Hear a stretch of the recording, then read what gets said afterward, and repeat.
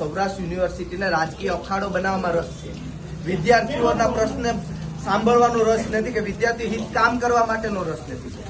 આ યુનિવર્સિટી અમારા પૈસાથી ચાલતી યુનિવર્સિટી છે.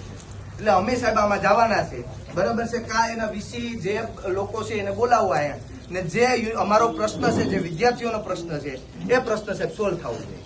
એટલી જ માંગ છે અમારી.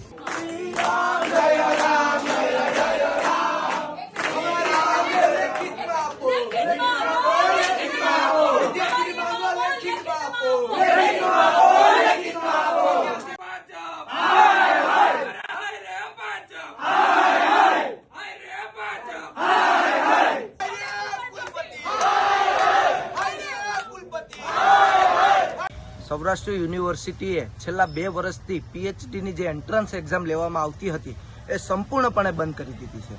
માત્ર ને માત્ર યુજીસીનો બાનો કાઢી અને આ એન્ટ્રન્સ એક્ઝામ બંધ કરવામાં આવી છે. ગુજરાતની 90% યુનિવર્સિટી યુજીસી ગાઈડલાઇનની અંદર જ આવે છતાં એ પ્રતિષ્ઠિત યુનિવર્સિટી પર એન્ટ્રન્સ એક્ઝામ લે છે.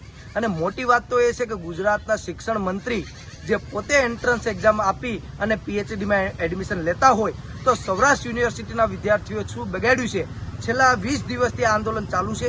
આજે અમે કુલપતિશ્રીને જે રજૂઆત હતી અમારી કે ભાઈ નેટ ક્વોલિફાય વિદ્યાર્થીઓ સાથે અમારે અન્યાય નથી કરો, પણ ઘણા ભવનો એવા છે કે જેમાં નેટ લેવાતી જ નથી અને ઘણી સીટો એવી છે કે નેટ ક્વોલિફાઈડ છોકરાઓ ઓછા છે અને સીટો વધારે છે. તો જે સીટો વધારે છે તેમાં એન્ટ્રન્સ એક્ઝામ 1.5 મહિનામાં લેવામાં આવે એવી કુલપતિશ્રી અમને બાહેધરી આપી છે.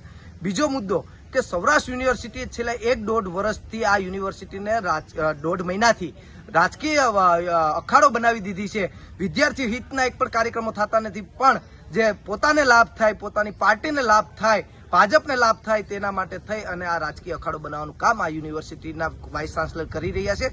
એટલા માટે આજે યુનિવર્સિટીના જે આરએસએસનો જે પ્રોગ્રામ હતો તેમાં એનએસયુએ વિરોધ કરી અને પ્રદર્શન કર્યું છે કે ભાઈ આવનારા દિવસોમાં વિદ્યાર્થી હિતના કાર્યક્રમો થવા જોઈએ.